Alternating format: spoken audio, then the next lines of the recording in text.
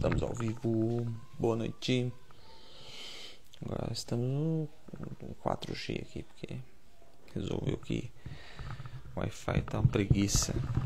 Tá, Dani entrando. Obrigado, Dani de Franco. Bete Mariotto, tudo jóia, turma. Uma boa noite aí pra vocês. Bom finalzinho do feriado, né? Todo mundo começa de novo amanhã, terça com cara de segunda. Não, já tá mais adiantado, né? Já tá acabando a semana, não é? E o calor que tá indo embora. Ai, gente. Juju BR, oi, tudo bem? Tudo jóia? Cássia, boa noite. Muito bem. Ellen Flávia, Daniela Santos, boa noite. Vocês vão ver uma coisa engraçada passar aqui. Ó, vamos fixar o comentário. Limpamos. Agora você me vê. A bebê da De Franco tá falando aqui. Faz 9 meses, hoje ainda não engatinha. É normal, pode ficar tranquila. O bebê ele vai começar a ter o interesse e a capacidade de engatinhar com 9 meses. Começa. Isso mesmo. A gente espera o engatinhar verdadeiro 10 meses. Só que nada impede o bebê de pular esta etapa, já querer ficar em pé, levantar e ficar andando. É uma luta, o bebê é uma luta. Yuri, boa noite. Então, pode ficar tranquila, essa é uma situação esperada, normal e comum pro bebê, turma. Hoje eu trazei, porque hoje a internet é terrível aqui em Taubaté, gente, não sei o que aconteceu. Boa noite, Lara de Angola, um abraço pra você, obrigado aí. Alé falando, perguntando os sintomas do autismo com 3 anos. Quais são os sintomas do autismo com 3 anos? Olha aí, o autista, ele tem um tripé de sintomas que são muito típicos e que tem que estar todos presentes aí desde antes de 12 anos de idade. Então, independente. O primeiro sintoma é a dificuldade em dividir interesses. Então, a pessoa que não se interessa em dividir as coisas que ele gosta com você, ou ele não se interessa pelas coisas que você gosta. Faz estranho, não é? Mas para o bebê, para a criança, seria a criança não apontar para uma coisa que ela acha interessante, ela não olhar para você quando você chama o nome dela, ela quer mais, ela tem que estar falar, porque falar é uma forma de troca entre duas pessoas e tem que ter interesse. Eu quero saber o seu nome, você quer receber as minhas informações, você perguntou. A comunicação é uma troca. Então, esse é um sintoma forte, necessário. O segundo é a dificuldade em relações sociais. A criança não consegue se comunicar e brincar bem com crianças da própria idade. Você vai ver que às vezes ela até consegue brincar com pessoas mais velhas e tudo mais, não é? Fica mais fácil, mas quando chega outra criança por perto ali, o negócio não dá certo. A terceira e última coisa são as estereotipias de comportamento. A criança não se comporta como as outras crianças. Ela mexe o bracinho quando está feliz, ela tampa, bate os ouvidos por causa do som, ela se balança para se equilibrar. Tudo isso tem que estar dentro dos sintomas típicos do autismo. A gente não fala mais em autismo típico ou atípico, né? Hoje em dia não tem mais isso, mas a gente fala dos graus do autismo, né? Entre primeiro, segundo e terceiro. E isso envolve a capacidade intelectual e a capacidade de falar da criança. Se a criança não fala, é terceiro nível. Então, são basicamente esses sintomas que você vai observar na criança. E aí você vai ver que, olhando bem, olhando para trás, aquela criança desde sempre tinha sintomas desta forma, dessa natureza. Tá? Porque o autista, ele nasce autista. O que mais? Vamos ver mais um aí, Lé. Obrigado pela pergunta. Excelente. A Vi perguntando uma coisa diferente. Ó, Vi, posso ter uma parto normal em pé? Olha, Vi, na verdade, a posição mais, vamos dizer assim, fisiológica para um parto, em teoria, realmente seria de cócoras, né? A mulher abriria muito mais o assoalho da pelve e tudo mais. Então, depende muito como vai ser conduzido pelo seu obstetra, pela quem estiver acompanhando, a doula, o que for. Aí você combina, plano de parto, olha aí, combinado?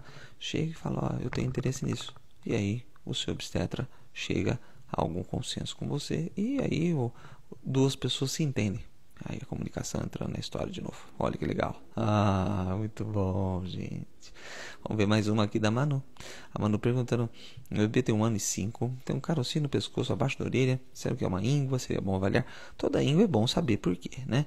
Mas, no grande geral das coisas, as ínguas são um local que aumentou, porque ele faz parte do sistema linfático. O sistema linfático faz o quê? Ele corre ao redor do sistema circulatório e ele faz o papel de limpar as impurezas do corpo ali, né? Muitas infecções estimulam ao funcionamento do seu sistema linfático. Então, quando você tem uma otite, mas você pode ter os gânglios do sistema linfático que fazem a limpeza daquele setor ficar um pouco mais aumentados. Por quê? Porque tá tendo guerra ali, vamos aumentar o contingente no quartel daquela região, porque está tendo guerra ali. Tem? E a íngua, ela pode ficar cicatricial. Então a criança teve uma infecção de ouvido ou de garganta e tem aquelas ínguas do pescoço. Elas podem permanecer maiores do que eram antes, mas normalmente menores do que durante o momento da infecção. Mas na dúvida, toda íngua tem que ser examinada, porque a íngua, ela, quando tem um aspecto benigno ou maligno, na palpação o próprio médico pode já ter uma ideia, e se tiver dúvida ou não, se quiser mesmo, o exame é o ultrassom. O ultrassom tira uma dúvida legal ali e aí você fica muito mais tranquilo. Muito bem, turma. Lá sou eu, Lália. A Lália falando aqui, gente, como lidar com a rinite alérgica na criança. Primeira causa, primeiro é a causa. Primeiro é descobrir a causa. Esse é o negócio. A partir do momento que você descobre a causa da sua rinite, você foge dela e nunca mais a encontra. E aí você nunca mais tem o desprazer de passar por uma rinite. Mas é que é difícil. Muitas causas aí não são causas em que você pode se isolar absolutamente, completamente. É difícil, né? Porque às vezes você tem a poeira, o pó, e o planeta Terra tem pó pra caramba. E o ácaro, né? Outra opção. A variação da temperatura é outra rinite também muito discutida, que a gente sabe que influencia, sim. Tem muita gente que tem essa rinite que virou o tempo, o nariz escorre. Então, pode ser mil coisas, pode ser do alimento, pode ser do peixe, pode ser do tomate, pode ser do produto de limpeza, pode ser... Ixi, identifique a causa. E aí você excluindo a causa, você tem uma felicidade muito maior na sua vida. Ah, doutor, nossa, mas eu faço e não sei o que. Às vezes pode ter causas ocultas ali também, né? Como alergia ao mofo, pó. Às vezes está ali, se a gente não percebe. E tratar. Por quê? Às vezes uma rinite, você tem um foco, um gatilho tão comum como pó, poeira, que se você só tentar fugir deles, você vai ter que morar em Marte. E aí o negócio é usar um corticoide no narizinho ali, o sprayzinho de corticoide. E na crise usar um antihistamínico, né? Aqueles medicamentos clássicos que diminuem a irritação durante a rinite. Isso ajuda bastante. Por que tem que tratar a rinite? Porque se você não trata a sua rinite, ela acumula secreção, ela inflama os seus tecidos nasais, ela aumenta, consequentemente, muito frequentemente, a adenoide, obstrui a respiração ali pelo nariz, e aí você fica respirando pela boca, você ronca, você pode ter uma complicação logo imediata, 2, 3 semanas depois que a crise da rinite está ali persistindo, rolando, de repente vem uma sinusite. A sinusite, ela é comum porque o catarro que você faz pelo nariz, ele também acumula dentro do seio da face. E aí pode juntar bactérias, causar uma infecção. E aí aquela rinite que era só tossir, de repente vira a febre, vira perda de apetite, vira catarro amarelado, purulento, mal cheiroso pelo nariz. É essa a história. Outro local que também pode se dar mal com a pessoa que está com a rinite descontrolada é o ouvido. Aí é mais frequente nas crianças pequenas, né? Na infecção de ouvido por consequência de uma rinite mal resolvida, que isso acontece também bastante, principalmente nos bebezinhos. Então, resolver a sua rinite, você tem que fazer tudo isso. Descobrir quem é e tratar para não se ferrar. Olha só, tá vendo? E o adenoide ali, ela é um tecido complicado por causa dessa obstrução, né? A apneia do sono pode tirar até 10 anos de vida de uma pessoa, se ela dependendo da intensidade. Olha aí. Ó, a rinite, tirando tempo de vida do ser humano. Vocês acham que é bolinho, né? Não é bolinho, não, gente. Lemar. Olha que belezinha. Doutor, minha filha de 3 anos é totalmente agressiva na escola. Em casa ela está tudo bem. Que na frente não houve ordem. Ela parece que quando ela ouve uma ordem, ela entra em crise. Não, depende aí muito do que é a sensibilidade dessa criança. Tem que avaliar, né? Tem que fazer uma avaliação. Quando você tem uma criança que ela tem um comportamento que você vê que destoa das outras, você tem que avaliar. Então, se você tem uma criança que a professora chega e você, olha, ela é muito agressiva, olha, ele é muito agitado, ele é muito quieto. É que o quieto é mais difícil de perceber, né? Porque o quieto ajuda a professora a ficar, conseguir dar conta das crianças. Mas a criança quer muito alguma coisa, e é anormal, a ponto de ser perceptível, a ponto de gerar dúvida na sua cabeça, tem que fazer a avaliação. Na agressividade excessiva, o neuro é uma opção, psiquiatra, opção, psicólogo, opção. Todos eles fazem essa avaliação para você ficar super tranquila. Porque você tem que descobrir razões, né? Eu tive pacientes que a razão era a mudança da rotina da casa, a criança, não, o pai foi viajar, né? Até já contei outras vezes para vocês. E aí a criança fica extremamente irritada, morde as outras, briga e tal. Por quê? Porque ela não sabe falar para você que ela tá triste, que ela tá frustrada, que ela quer o pai dela de volta e tal. Então é uma situação que pode estar rolando, entendeu? Não é obrigatoriamente um transtorno para aquela família. Transtorno dos desenvolvimentos, aqueles transtornos mais complicados. Pode, se não for bem resolvido, se transformar no famoso transtorno opositor desafiador. A verdade é que o transtorno opositor desafiador ele tem muito a ver com o TDAH, né? Os dois andam bem de mãos dadas, assim. E tem gente até que diz que o transtorno opositor desafiador não existe. Que o transtorno de oposição, ele é, na verdade, uma pessoa com TDAH que mandam nela o tempo todo e ela começa a ficar zuquezira da cabeça. Fica nervosa, não quero. E tudo vira não. Por quê? Porque tudo que o TDAH quer fazer, muitas vezes são coisas que a criança não deveria estar fazendo, né? E aí a escola, a história da escola. Então, às vezes a criança, na verdade, tem um TDAH. E aí você acha que a agressividade que é o problema. Não. A verdade é que aquela criança, ela quer fazer um monte de coisa e a professora fala não pra tudo pra ela. Pronto. Imagina você vai trabalhar num lugar e aí você chega lá, posso ir no banheiro? Não. Posso almoçar? Não. Posso ir pra casa agora mais cedo? Não. Tudo é não. Chega uma hora que você fica bravo, né? E a criança, ela não faz a menor ideia de como lidar com essa situação. Então, temos que avaliar. Toda criança tem que ser bem avaliada. Toda dúvida tem que ser bem tirada. Combinado? Vamos ver mais uma aí. Muito bem. A Valéria perguntando outra coisa legal aqui, do bebê dela, vai fazer 3 anos e é muito apegada a mim. Não fica com ninguém, nem com o pai. Isso é normal. Na verdade é assim, quando a gente tem um excesso de fixação, você tem que avaliar sempre uma criança assim. E você já percebeu, o famoso, nossa, tô com dúvida, isso é normal, tem que ver. Porque às vezes a criança tem um hiperfoco da mãe ali, né? E aí ela não consegue largar daquela mãe e só sente segura com a mãe, ou Deus o livre na escola, bateram, abusaram, machucaram a criança. E aí a criança fica com medo de tudo, né? Fica com medo de quem não. A criança fica com medo de quem ela não tem absoluta certeza que vai tratar ela com amor. Então tem que avaliar, tem que sentar e ver o que pode ter rolado, acontecido. Aí às vezes foi um desencontro, um destempero com o pai. A criança de 3 anos está desfraldando. É um clássico, né? A criança vai desfraldar e faz um xixi no chão e o pai escapa mesmo. Porque escapa, né? A gente é humano, né? Não é ruim, não é maligno, é humano. Então, às vezes a gente acaba deixando passar uma coisa ali, sem ter a paciência que seria adequada para tratar a criança e tudo mais. Então, são pontos que a gente tem que estar sempre de olho. Vamos ver agora a Daniela Santos, 7151. Vou viajar com meu filho de 2 anos, 6 meses pela primeira vez. Se tiver algum tipo de enjoo, existe algo que eu possa dar? Normalmente tem os antieméticos, né? O medicamento que você pode dar, que é famoso, né? Tem o Dramin, tem o Diazepam, o que for. Você pode dar, que ajuda a criança a conseguir não passar mal na viagem.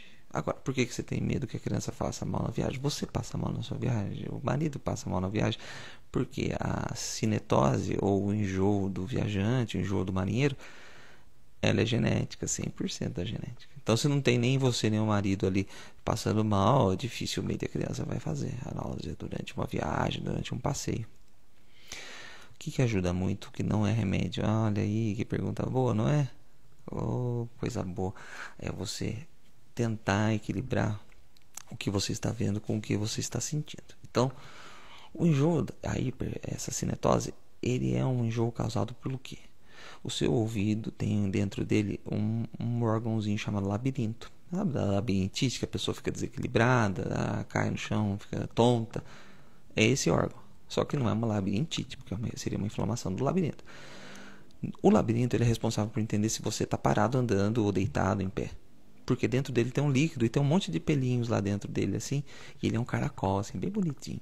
Dentro desse líquido, aí sobe um pouco, vira, aí o líquido sabe, mudou o líquido aqui. Esses aqui estão em contato, esse cara está deitado. Levantou, os de baixo estão em contato, esse cara está em pé. E aí o seu corpo faz isso o tempo todo. Só que dentro de um carro, de um caminhão, dentro do que for, os seus olhos não estão vendo isso acontecer. Seus olhos olham para as coisas e estão parados. Eu estou sentado, eu estou parado. Estou vendo meu marido pilotando o carro aqui, estou vendo criança. Nós estamos parados. O seu olho acha que está parado. E aí, o corpo acha o quê? Que nós estamos envenenados. Olha só, porque ele vê um destoar entre dois sistemas de sensibilidade nosso, de dois sentidos. A visão está falando uma coisa e dentro do ouvido a propriocepção está falando outra, que a propriocepção é esse órgão aí, essa história. E aí, o corpo acha que você está envenenado. Meu Deus, socorro. E aí, o que você faz quando você está envenenado? O corpo acha. Você vomita o que está dentro do estômago, porque ele acha que o que você comeu está te envenenando. Olha só que coisa maluca, não é? Então, tem várias formas. Uma das formas seria realmente tentar fazer com que o que você esteja vendo se bata com o que você está sentindo. Existe até óculos hoje em dia que vem com níveis de líquido aqui, né? Ele vem redondo assim, eu tenho até um dentro do carro. Que eu, a Renata e a Marina temos cinetose, todo mundo tem. Então é um óculos que você vê e ele tem um nível de água dentro dele. Azul, rosa, já vi outras coisas. E aí esse nível de água, ele não vai ficar na sua frente do seu olho, você não vai deixar de enxergar, mas ele fica ao redor, na sua visão periférica.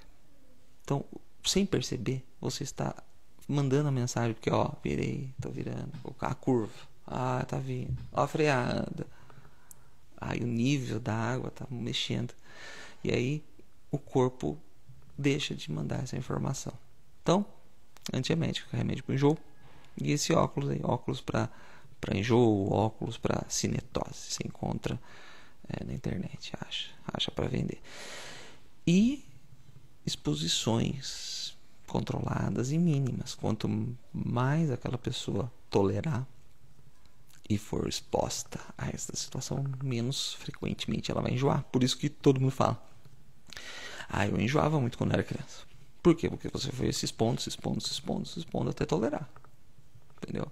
Porque o seu cérebro ele começa a entender que aquilo realmente é uma informação descabida, desnecessária. Porque você não morreu, né? Você continua vivo. Mesmo você passando por aquela situação que seria uma situação de envenenamento. Olha que louco.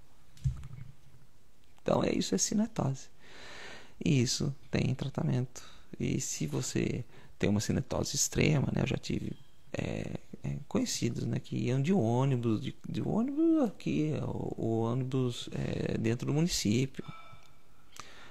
Vomitava, passava mal de entrar num ônibus dentro do que não era um ônibus que vai sair para outro lugar. Não.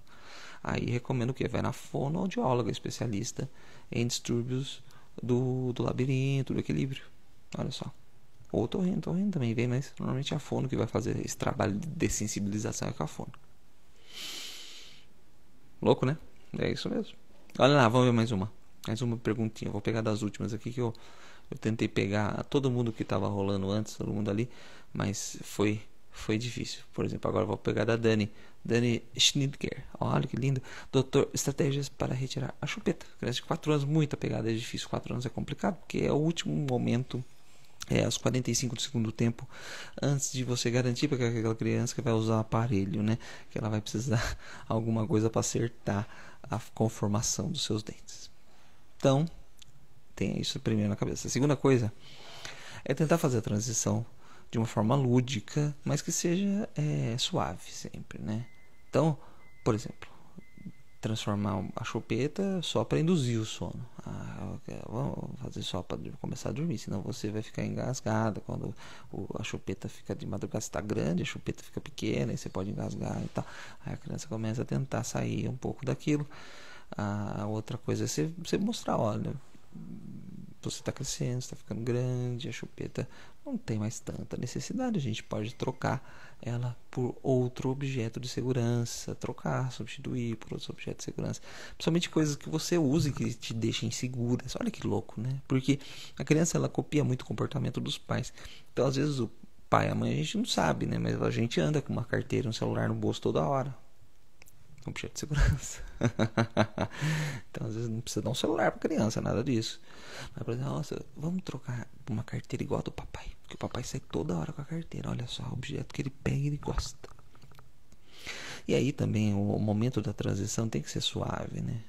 E lúdico, né? A gente vê pessoal enterrando a chupeta e daí nasce uma planta no lugar, uma flor, sei lá.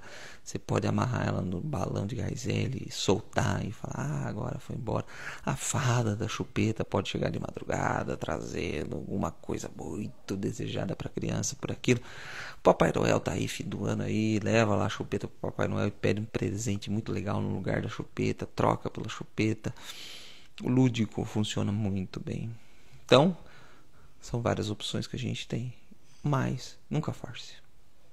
Acontece às vezes da criança sentir saudade da chupeta. E tá bom, mas daí você pega uma chupeta nova, não aquela gostosa, antiga, que já está conformada. Pega uma nova, pequenininha, fininha, sem graça. Para que a criança até, tô com saudade da chupeta. Ela não vai fixar do mesmo jeito que estava antes. E como ela tá nova, aí usou um dia, no dia seguinte você troca por outro. Uma semana depois, para ela não ficar gostosa, né? Porque a chupeta ela vai ficando mais familiar. Certo? É uma possibilidade, sempre ajuda bastante. A gente tentar entender a cabeça da criança, estar dentro da cabeça da criança, ajuda muito a você a passar por cada vez menos perrengues, né, nessas situações. Vamos ver mais uma aqui, ó. Sapequinha. Vamos fixar aqui a Patrícia Moraes perguntando. Bebê de 6 meses não distrai por muito tempo com nada. Carrinho, cadeirinha, descanso, tapete de atividade, sou exausto, não consigo fazer nada, como proceder? Primeira coisa, você não precisa entreter a criança 100% do tempo. Isso é uma coisa muito importante da mãe saber. Põe a criança lá sentada e lava a louça cantando. Pronto, você já está entretendo, entre aspas, e já está relaxando também. A criança, o grande foco de entretenimento da criança é ver um adulto fazendo coisas de adulto, coisas divertidas, palhaçadas também ajudam bastante. Mas o negócio é que a criança, se a gente fixar em brincadeiras o tempo todo e tudo mais, a gente morre e a criança fica, porque a energia da criança, a necessidade de aprendizado daquela criança nessa fase, 6 meses, é muito alta.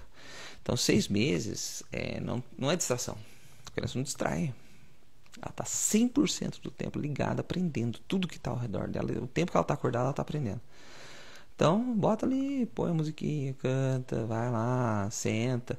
Não ponha coisas muito atraentes, coloridas e hiperestimulantes. A criança tem que acostumar também com situações de pouco estímulo.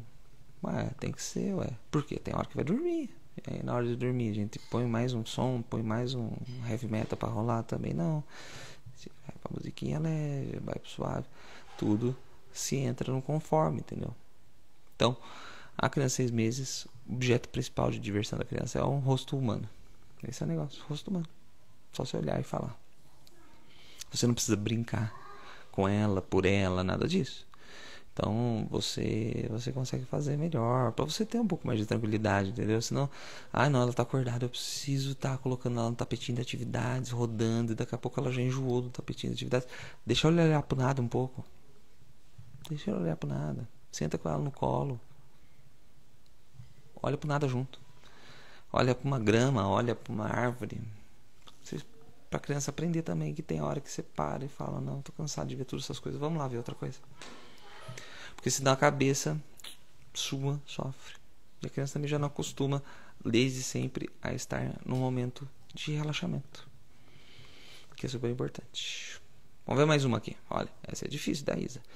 Bebê de 1 ano não associa a palavra mamãe comigo. Fala mamãe, não olha pra mim, não fala mamãe, porém associa pai, cachorro, vovó, frustra a mãe. Expectativas, né? Toda vez que a gente gera expectativa, a gente acaba se frustrando, principalmente essa, né? Que é dolorosa. Às vezes a gente já viu a criança falar até tangamandápio e a gente não escuta o que a gente queria ouvir, que era mamãe, mamãe. Fica tranquilo, uma hora você vai falar assim, nunca mais eu quero ouvir uma pessoa me chamando de mamãe, por de tanto que você vai ouvir ela falar. Primeira coisa. Então, relaxa. Não veio agora, veio amanhã. A segunda coisa é alguém te chamar de mamãe ali junto, né? Eu tinha muito isso com meus tios. O tio Miguel, né? O tio Miguel era sensacional. E aí as crianças que não aprendiam, o papai e mamãe e tal, ou vovó, né? Na época que eu vi eles já era vovó. E aí ele chamava de vó, chamava de vô, a avó chamava ele de vô e o vô chamava ela de vó. Por quê? Aí a criança escutava alguém chamando ela por aquilo, e ela atendendo por aquilo, era isso. Outra coisa é que a criança não precisa te chamar, né? Isso é um ponto. A mãe é muito difícil você precisar chamar, porque a mãe chora, a criança está lá. Interprete aquele choro como um verdadeiro mamãe, socorro. E aí uma hora vem. O fonema do mamãe também é meio difícil, né? E quanto mais você tentar, eu preciso aprender, vamos sentar lá, ensinar, ó, mamãe. Tá bom, isso é bom. Mas você não pode depois ficar falando assim, quem que sou eu? Agora, fala. Aí pronto, aí não rola. A mamãe. Usa muitas vezes no mesmo dia, mas sem querer a criança, sem querer que ela tire. Uma hora ela usa e acaba saindo pra você. Doutor, eu usei a palavra mamãe, o papai falou, chamou mamãe o dia inteiro, todo mundo chamou mamãe o dia inteiro, e ela não falou, tudo bem, ela interiorizou que é uma forma que as pessoas se referem a você. E aí, uma bela hora, ela vai te chamar de mamãe, pode ficar tranquila. Então é uma forma muito visada, assim, muito comum. Eu falo isso um pouco com experiência própria, porque na verdade aí não sou eu como a ser chamado, mas quem chamava, né? Meu pai tinha comércio e tinha muito contato com as pessoas, e todo mundo chamava Pedrão, que era meu pai. E eu não chamava o Pedrão o papai de Pedrão, olha só fui chamar de pai depois de grande. Mas quando eu era criança, tinha uns 4, 5 anos, o Pedrão, porque todo mundo chamava Pedrão, eu chamava papai e não escutava. Aí você chamava Pedrão, Pedrão, aí vai, entendeu? Olha que coisa maluca. Os comportamentos da criança são todos relacionados com um feedback positivo de reação. Eu vi um vídeo de uma criança que a mãe falava assim, fala mamãe, a criança, papai, e rachava de rir e tal, não sei o que. Por quê? Porque a reação é o gosto. Não é não sou capaz. Não é o desprazer de fazer. Você não gosta de você, quero falar com ele. Não. É porque daí a reação da mãe que ela via era gostosa, divertida, ela dava risada. Então a criança, ela funciona muito por feedback positivo de reação, entendeu? Chama o papai, todo mundo bate palma, fica feliz. Aí chama a mamãe. Aí não conseguiu. Aí todo mundo dá atenção. Mas dá uma atenção de energia, dá energia para aquela situação de não conseguir falar. O grande negócio é o quê? Chama a mamãe, não conseguiu? Tá bom, vamos fazer outra coisa. Porque daí você tira o foco de dar energia no fato da criança não falar à mamãe. Porque isso também é um feedback positivo. Você está aumentando o estímulo para aquilo.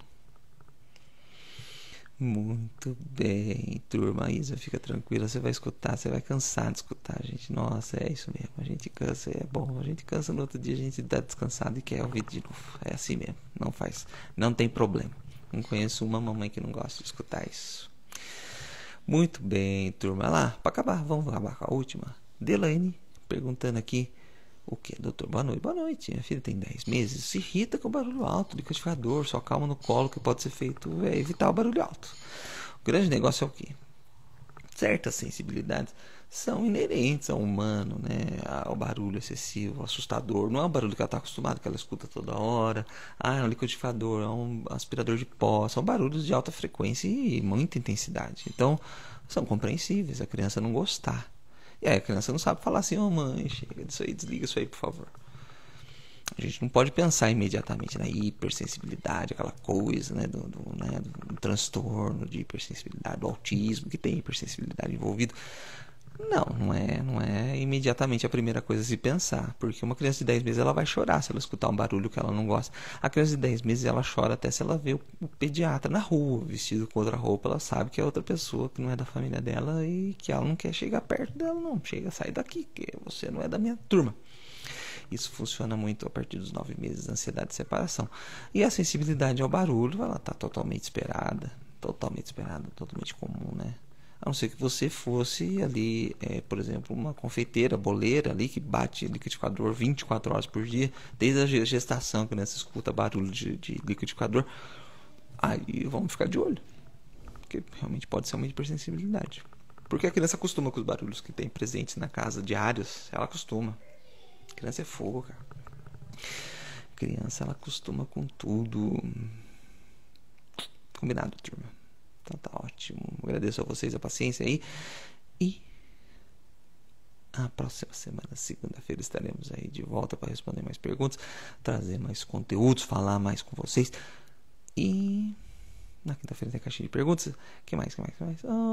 E muitos posts, muitas coisas aí rolando sempre essa semana. Tem o grupo do WhatsApp, tem o grupo do próprio TikTok, do próprio Instagram aí. Jogar lá no meu perfil, você vai ter que ter uma caixinha embaixo, assim, um grupo, o seu pediatra. Entra lá, dá uma olhada lá e pronto. Um abraço para vocês, fique com Deus e até a semana que vem.